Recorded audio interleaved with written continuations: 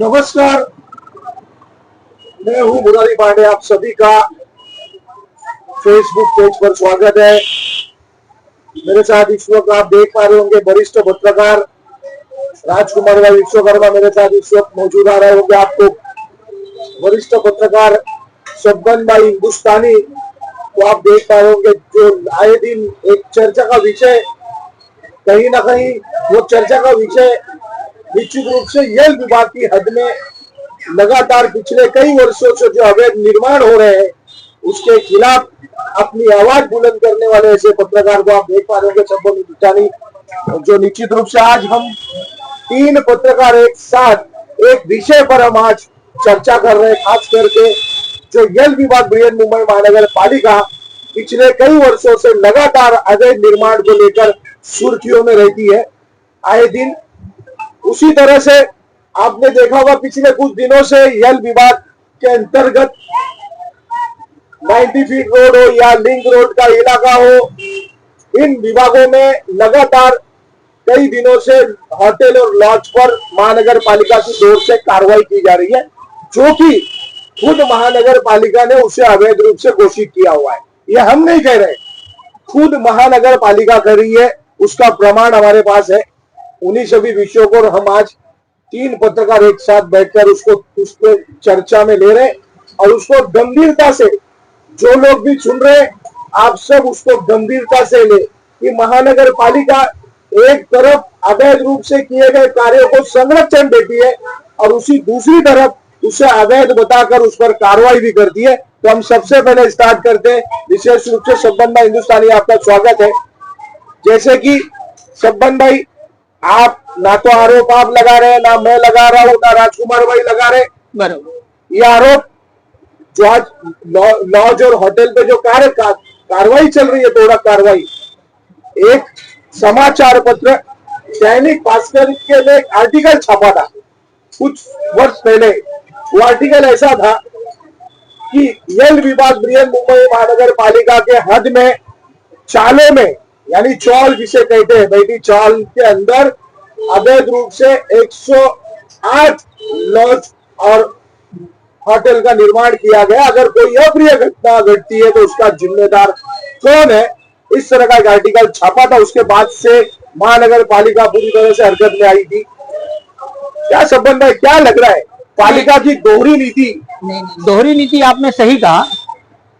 महानगर पालिका जो है ना, जो आपने कहा अभी दोहरी, ये कहीं ना कहीं आज देखने को मिल रहा है। महानगर पालिका कुछ दिनों से कुर्ला एल विभाग वार्ड क्रमांक 159 में, 161 में, 158 में उन्होंने थोड़ा कार्रवाई की, मगर गिन चुन के की। महानगर पालिका कुर्ला एल विभाग के जो संबंधित अधिकारी थे वो कहीं ना कहीं भेद और भाव देखकर तोड़ रहे। तो इसी सब को लेकर ना हम अपने वरिष्ठ पत्रकार टुडे फ्लैश न्यूज के संपादक राजकुमार विश्वकर्मा जी से भी हम यही पूछेंगे कि महानगर पालिका कुर्ला एल विभाग के अधिकारी दो अखियाई कर रहे हैं। क्या कुर्ला एल विभाग के अंतर्गत आने वाले, जो कि महानगर पालिका ने जिस तरीके से अपने स्वीकार किया कि 108 अवैध लॉजिंग बोर्डिंग है, तो क्या माना जाएगा कि कुर्ला एल विभाग के अंतर्गत में ऐसे 4 विधानसभा आते हैं, नेहरू नगर, कालीना विधानसभा, कुर्ला विधानसभा और चांदेवली विधानसभा। तो क्या इस पूरे विभाग में वो खाली 108 ही अवैध निर्माण हुआ था कि और बाकी अवैध निर्माण नहीं है? तो इन सब पर कार्रवाई क्यों नहीं कर रही है? तो इसको लेकर आप क्या कहना चाहेंगे? देखिए सबन भाई, सबसे पहले मैं आपने बहुत ही अच्छा प्रश्न किया है कि जो 108 होटल और लॉजिंग को जो महानगर पालिका ने चिन्हित किया है और शुरुआती दिनों में बड़े तेजी से कार्रवाई की, कहीं ना कहीं इस कार्रवाई पे भी एक सवालिया निशान खड़ा होता है। जिस तरह से जीरो डेमोलिशन किया जा रहा है, मेरा आप दोनों बंधुओं से मेरा यही सवाल है कि जब 3-3, 4-4 मंजिला इमारत खड़ी होती है तो अवैध जो निर्माण जिसे हम कह सकते हैं, बिल्डिंग डिपार्टमेंट के जो मुकदम, ये तो दिन ब दिन का काम दिया जाता है कि आप घूमिए अपने क्षेत्र के अंदर, अपने वार्ड के अंदर जानकारी दीजिए आप अपने डीओ को। जब 3-3, 4-4 इमारत मंजिला खड़ा होने के बाद जब पूरी तरह से सब धस कर अवैध लॉज खड़ा हो जाता है, व्यवसाय की कैटेगरी के लिए पूरी तरह तैयार हो जाता है, इसके बाद जियो डोनेशन क्यों? इसके पीछे कहीं ना कहीं एक बहुत बड़ी मंशा है। इसके पीछे कहीं ना कहीं लगता है कि कुछ तो कारण होगा कि बनने जब दिया गया तब तक तो कार्रवाई नहीं, जब पूरी तरह से होटल व्यवसायिक ने पूरी तरह से अपना पूरा इन्वेस्टमेंट कर दिया, उसको बर्बाद करने के लिए कहीं साजिश रची नहीं जा रही है। मैं आप दोनों से मेरा यही सवाल है। नहीं सर, मैं आपको कहना चाहूंगा अभी जो सुब्बन भाई ने 108 लॉज की बात की, आपने भी बात रखी है, 108 लॉज तुरंत नहीं बनाया गया, ये तत्काल के नहीं है। 108 लॉज की जो आप नजर आ रहे हैं, जो कागज में 108 लॉज है, वो कई वर्ष पहले निर्माण हो चुके हैं। लेकिन अभी फिलहाल जो अंडर कंस्ट्रक्शन बहुत सारे लॉज बनाए जा रहे हैं, कई हजारों की संख्या में कुकुर मुत्तों की तरह मैं कहना चाहूंगा जो लॉज बन रहे हैं। सब्बन भाई का सवाल वही था कि उस पर कार्रवाई क्यों नहीं। सवाल इस बात का क्या, सिर्फ जो पुराने, और अगर वो 108 लॉज बने थे सब्बन भाई, तो उस वक्त के अधिकारी क्या सो रहे थे ईएमसी के? क्या उस वक्त के जो वार्ड ऑफिसर थे सो रहे थे? आखिर में लाखों करोड़ों रुपए की जो वेतन मिलती है उनको सब्बन भाई, चाहे वो मुकादम की बात की है भैया ने, अभी जेई की बात की है, एई की बात की है, वार्ड ऑफिसर की, करोड़ों रुपए भैया मुंबई महानगर पालिका जो अधिकारियों को तनख्वाह देती है, इसीलिए तनख्वाह देती है कि कहीं विभाग में बिल्डिंग और फैक्ट्री डिपार्टमेंट इसीलिए बनाया गया कि कहीं अवैध निर्माण ना हो, कहीं अलग गलीगल गतिविधियां ना चले, उनको रोकथाम के लिए तो बनाया गया है महानगर पालिका में। लेकिन जब विभागीय अधिकारी सब्बन भाई इस तरह के अवैध निर्माण को संरक्षण दे रहे हो, और संरक्षण देते वक्त कौन से अधिकारी थे, इस पर भी तो चर्चा होनी चाहिए। आपकी बात एकदम सही है। आप इसमें सर एक सवाल उठता है कि जब ये अवैध लॉजिंग बोर्डिंग या अवैध निर्माण जब हो रहा था, तो स्थानिक जैसे कई वार्ड हैं, तो जिस वार्ड में ये अवैध निर्माण हुआ या अवैध लॉजिंग बोर्डिंग हुआ, तो इस वार्ड में मुकादम, जेई, एई, डीओ, डब्ल्यू ऐसे कई अधिकारी हैं। तो क्या ये टाइम पे छुट्टी पे थे? क्या ये कहीं बीमार थे कि ये अवैध निर्माण होने का इंतजार कर रहे थे कि हम एक समाज में नया दहशत फैलाने का कार्य करेंगे? ये कहीं ना कहीं ऐसा देखा जा रहा है कि 4 या 5 होटलों पर कार्रवाई करके बाकी के होटलों से कहीं बड़ी मोटी रकम लेने की कोशिश तो नहीं? ये भी एक हो सकता है। और दूसरी बात, यहां के जनप्रतिनिधि तो क्या ये सब कहां थे जब ये अवैध निर्माण हो रहे थे? स्थानीय पुलिस स्टेशन भी रही होगी। क्या ऐसा तो है नहीं कि एक अवैध स्ट्रक्चर अगर बनता है तो इसकी कोई कंप्लेंट नहीं होती है? कई सैकड़ों में कंप्लेंट होती है मगर कार्रवाई नहीं होती। मैं इसमें आपकी बात को थोड़ा जोड़ना चाहूंगा मैं सब्बन भाई, जैसे कि आपने बहुत अच्छा मतलब ये सवाल उठाया कि उस समय जिम्मेदारी सबकी तय होती है। जब इस तरह की जब इमारत बनती है, खासकर हम देखते हैं कि जब कोई इमारत कोई खड़ी करता है, शिकायत करने से पहले ही वहां पर सभी अधिकारी पहुंच जाते हैं कि भाई आपने परमिशन लिया कि नहीं लिया। बराबर। लेकिन चिंता का विषय यह है, जैसे मुरारी पांडे जी ने कहा कि 108 लॉज ये बहुत पुराने बन चुके हैं। नहीं, ज्यादा पुराने नहीं है सर, 2019 से लेके 2023 तक के ये है। ठीक है, अच्छा 2023 के बाद अभी तक मतलब लॉज बने नहीं है। ऐसा ये महानगर पालिका का कहना है। अच्छा ठीक है, थोड़ा सा मैं इसमें और जोड़ देता हूँ आपकी बात के आगे कि जिस तरह की चिन्हित लोगों ने किया है 108, उसके बगल में भी तो कोई अवैध ऐसे स्ट्रक्चर है जो 3-3, 4-4 मंजिला बन चुके हैं, 5-5 मंजिले हैं। मंजिल, तो उसको नोटिस क्यों नहीं, उस पर कार्रवाई क्यों नहीं? ये महानगर पालिका के अवैध निर्माण में नहीं आते।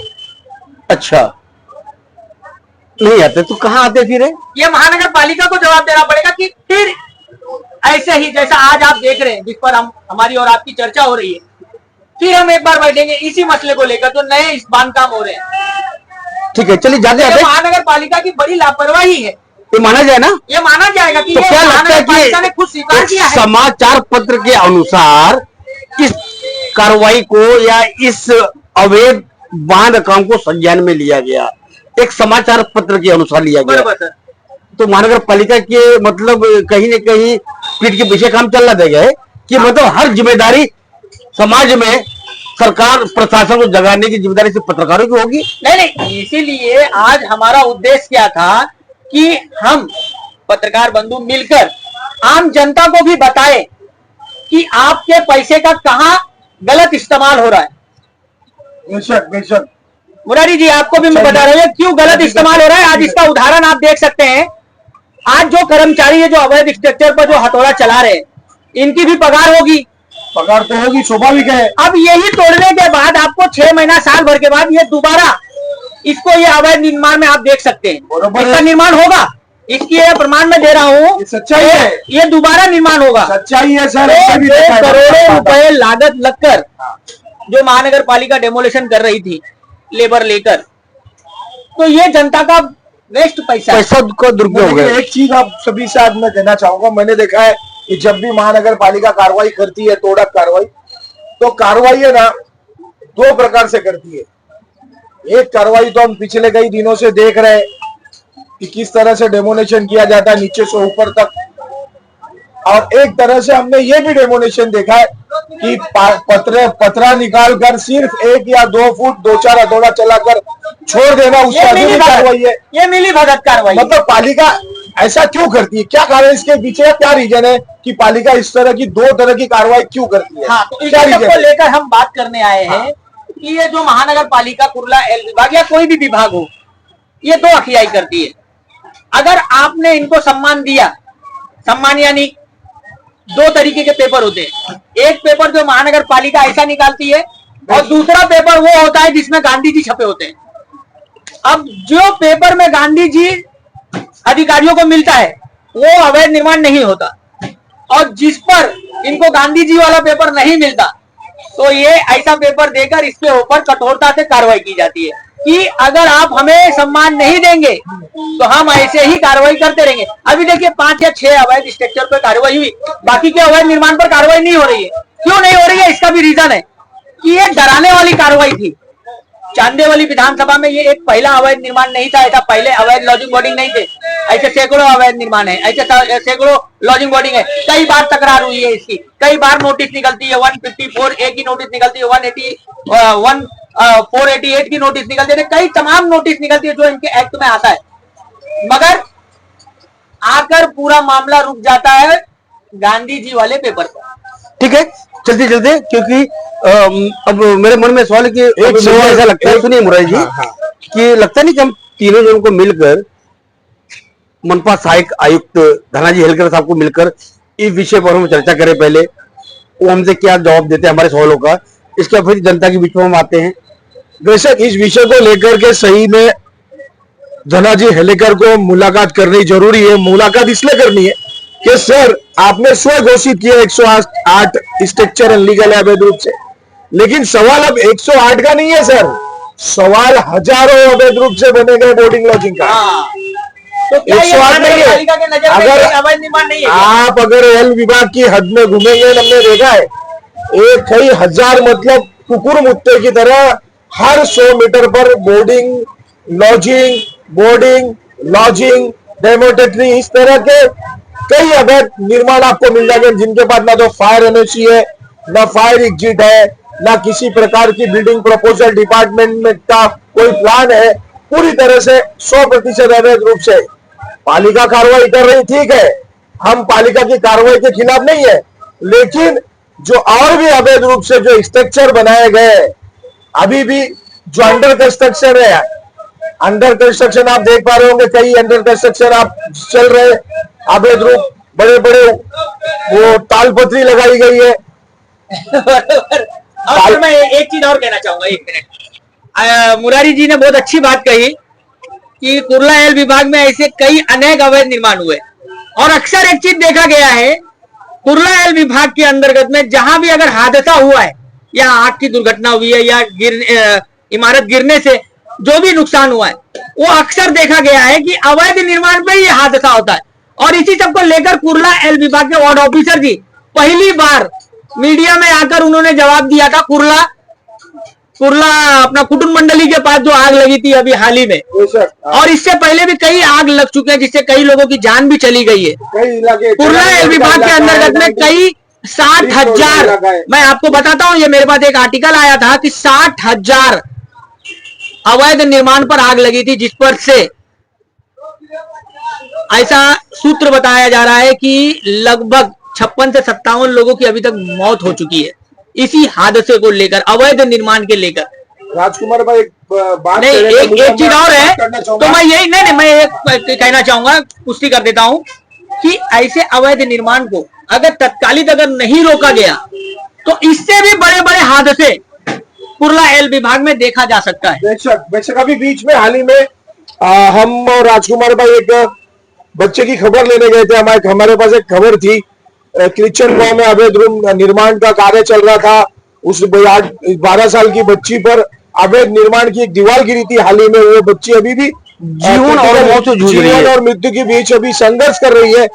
जो कोहिनूर में जो होली ठीक जो सामने रास्ता गया है क्रिश्चियन गौठन में, हाँ, वहां पर तो बच्ची अभी भी अस्पताल में भर्ती है। हम गए थे राजकुमार भाई, हम उसकी, मुझे लग रहा जब हम गए थे 5 लाख से अधिक उसका बिल हो गया था। जिम्मेदार कौन है सर? इसका जिम्मेदार कौन है? ये बीएन मुंबई महानगर पालिका। आखिर में मैं तो जनप्रतिनिधि जी की तरफ से भी पूछना चाहता हूं कि आप कर क्या रहे हैं? भाई, जनप्रतिनिधियों को हर अवैध रूप के निर्माण के कार्य की जानकारी होती है, क्योंकि जब आपको पता हुआ, ये भी माना जाएगा कि जनप्रतिनिधि के जो सहयोगी हैं ये कहीं ना कहीं वो भी गांधी जी का पेपर का इस्तेमाल करते हो। पहले इसको हम प्रमाणित कर नहीं सकते, इसलिए प्रमाणित नहीं कर सकते। नहीं तो कैसे नहीं कर सकते सर? जब आप यहाँ से जाते हैं, जब हम कहीं न्यूज लेने जाते हैं तो हम लोग अक्सर देखते हैं कि 4-4 माला 3-3 माला अवैध निर्माण बन रहा है, तो हमने तो अपना कर्तव्य निभाया। बेशक। तो ऐसे जनप्रतिनिधि का भी तो कर्तव्य होगा। अच्छा, इसमें सिर्फ है ना, सिर्फ लोगों का फायदा हो रहा है। बीएन मुंबई महानगर पालिका का सबसे ज्यादा महसूल का नुकसान हो रहा है। जो टैक्स और कर होता है, जो अंडर कंस्ट्रक्शन से जो कर महानगर पालिका को मिलता है, उसका पूरी तरह से जो नुकसान हो रहा है पूरी तरह से। और उसकी मलाई कौन खा रहा है? जो इमारत व कारखाने विभाग में बैठा हुआ अधिकारी है, जो अवैध रूप से बांधकाम को संरक्षण दे रहा है। निश्चित रूप से अगर सही मायने में मैं चाहता हूं एंटी करप्शन जो ब्यूरो है, जो वो इस तरह की जांच भी होनी अगर इस तरह की जांच अगर करे तो आप देखेंगे निश्चित ईमानदारी से अगर जांच हो गई तो कई ऐसे अधिकारी हैं जो सही में कार्रवाई के पात्र होंगे, अगर ईमानदारी से जांच हो गई तो। आप देखें अधिकारी, मैं आपकी बात रोकता हूँ पांडे जी। हाँ। भीमनगर में पवई में जिस तरह तुरंत कार्रवाई हुई है, उसमें एमसी अधिकारी मामले दर्ज हुए हैं, पुलिस के अधिकारी पर भी है, तो जाहिर तौर पर अगर इस तरह की मनमानी तरीके पर कोई कार्रवाई करता है, जैसे आपने कहा बार बार, क्योंकि मैं चाहता हूँ कि समय इस बात की इजाजत नहीं देता है कि इस कार्यक्रम को बहुत ज्यादा हम और आगे लेके जावे। गांधी जी की आपने बात की थी, तो जाहिर सी बात है जो इमारतें ध्वस्त कर दी गई है, जीरो डेमोलिशन कर दिया गया है, वो बगैर गांधी जी की लगी हुई फोटो आपके मुताबिक दिए बगैर ऊंची इमारत खड़ी हो सकती है। तो टूटने का कारण क्या है? तो बाकी लोगों को डराने का कार्य था। हाँ, यही बिल्कुल। इस पर कई जगह सवाल खड़ा हो रहा है, इसके लिए चलते हैं। अब समय इस बात की इजाजत नहीं दे रहा है कि इस कार्यक्रम को आगे लेके जावे। कल स्वयं हम जाएंगे मनपा साहिब, आपसे इस विषय पर पूरी चर्चा करेंगे। चर्चा करने के बाद चर्चा क्या रिजल्ट निकला, क्या उससे हमारी बातचीत हुई है, फिर एक नए सिरे से आपके बीच में हम आएंगे। अब देखना है कि अवैध रूप से 108 जो होटल और लॉज है, जिसकी अवैध रूप से पालिका ने कुछ घोषित की हुई है, अब उस पर थोड़ा कार्रवाई कब होती है, अब हमें ये देखना है। और एक सवाल उठता है, महानगर पालिका कुर्ला एल विभाग क्या बाकी के अवैध निर्माण पर कर पाएंगे कठोर कार्रवाई, कि बाकी के अवैध निर्माण से लेंगे गांधी जी वाला पेपर? जय हिंद, जय हिंद, जय महाराष्ट्र।